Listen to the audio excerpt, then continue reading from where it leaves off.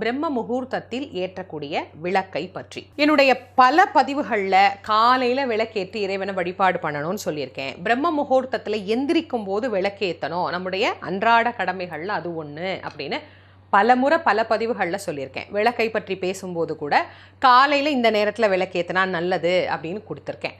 ஆனாலும் நிறைய பேர், அம்மா இந்த பிரம்ம முகூர்த்தத்தில் விளக்கு ஏற்றுறதுனால என்னம்மா நல்லது, அதை எப்படி ஏற்றுறது, குளிக்கணுமா குளிக்கக்கூடாதா, பல்லு விளக்கணுமா, வீட்டில் எல்லாரும் தூங்குனா என்ன பண்ணுறது, இந்த மாதிரி ஒரு பெரிய லிஸ்ட்டே இருக்குது. அதில் ஒரு பெரிய சந்தேகத்தோட இன்றைக்கி அதை எல்லாத்தையும் கொஞ்சம் தெளிவுபடுத்தலாம் அப்படிங்கிறதுக்காக இந்த பதிவு.